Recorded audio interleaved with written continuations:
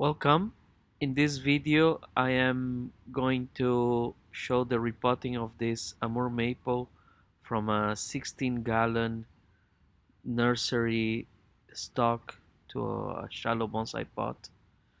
And this is a nursery tree that was purchased in the spring of 2019. The growth was managed to some extent during the growing season, and it was overwintered outside, and now I'm doing the work. This work was performed maybe 3-4 weeks ago. I'm not entirely sure. The tree is already in leaf, as you will see at the end. As with any other tree, I'm working first trying to find the nebari on top, and as you can see, the low branching in this tree and the ramification close to the base is an indication that perhaps there is an interesting nebari. And I was quite lucky in this case that there is, you will see later. But the idea here is to try to find the real nebari. Sometimes there are roots that are further up, but you feel with your fingers and you'll notice that there might be something underneath. As you can see, I went down from the level of the there are these two smaller branches on the side now. The soil level was at the level of the top one.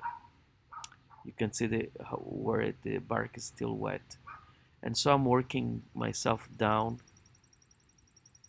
and trying to feel where this the real nebari is.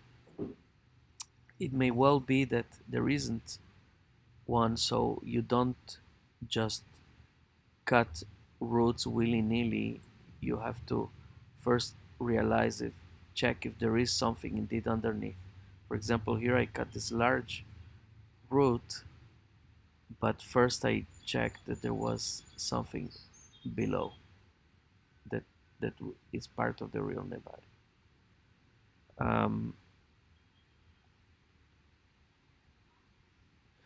I'm using only a chopstick, a bamboo chopstick, and feeling around, cutting the roots that are too high up, and proceeding from one area to another, trying to find always the points of greatest limitation. In my case, once I found an nebari, then I'm moving to the bottom and trying to figure out where the roots are going, and once I see them, then I can cut them uh, with knowledge of what I'm doing.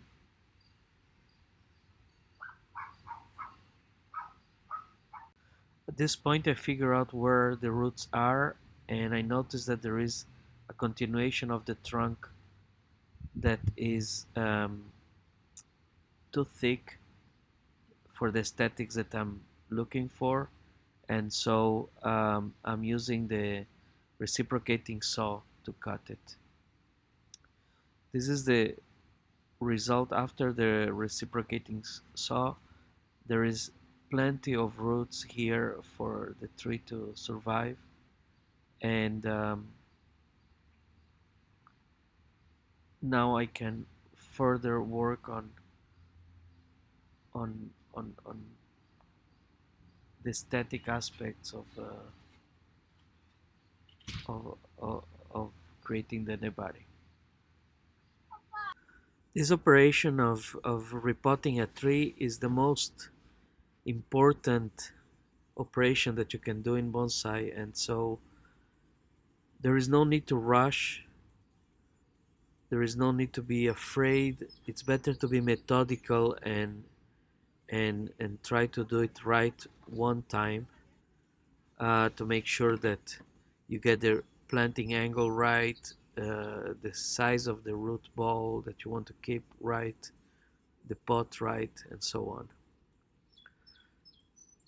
As long as you keep the roots moist when you need, that's all that's necessary.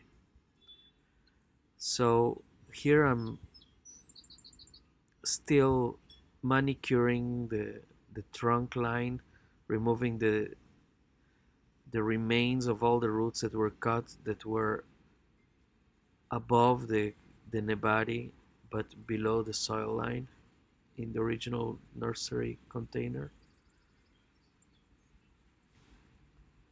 And I'm still trying to disentangle and remove some large roots that I cannot really use in the design in the repotting. And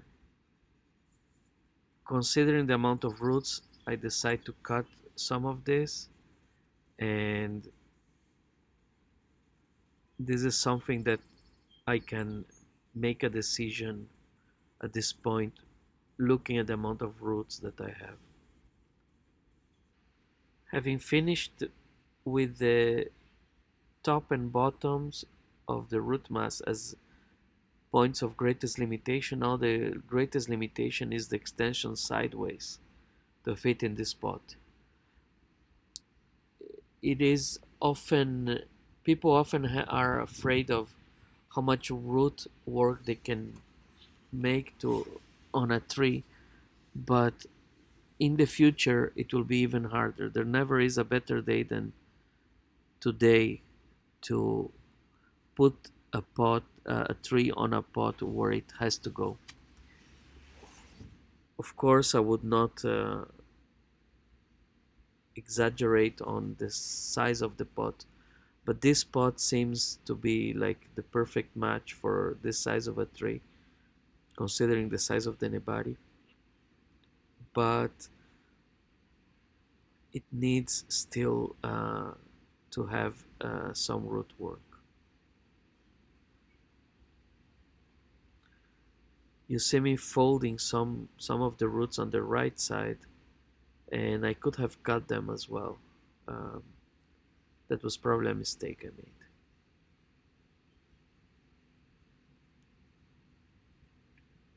I think it's important to criticize one's own work. That was definitely a mistake. The tree will not die, but in the future, these roots will be cut anyway. Uh, in the next repot in about perhaps 2 years.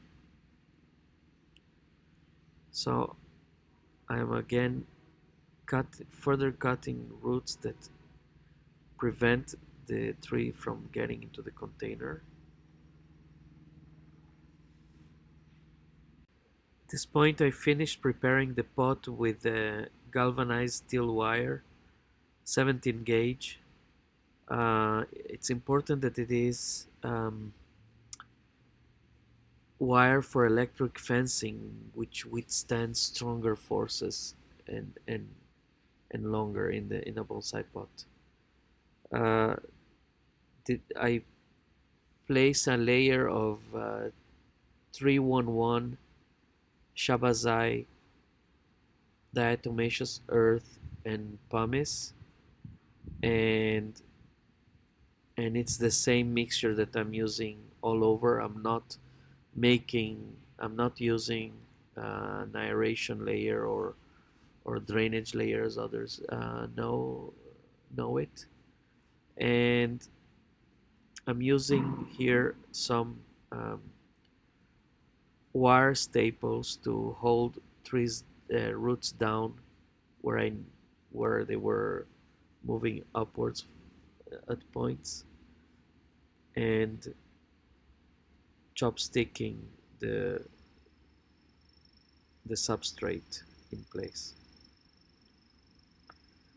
Final manicuring of some straggler roots that are on top, and essentially this is about it. Now the final step is to put sphagnum moss, as you can see here. Um, this sphagnum moss will be removed once I get to collect moss and make proper top dressing. But for now, it's just there to keep the moisture at the proper levels and the substrate intact. A few weeks passed and the first flush uh, took place. This is the better look at the nebari here, and this is a tree that I was very lucky to have such a nebari, and I think it has a fantastic future. I still don't know which of these two branches will stay, but this is a decision for the future. I hope you enjoyed this video, you learned something. If you have any questions, please contact me. Until the next one, bye bye for now.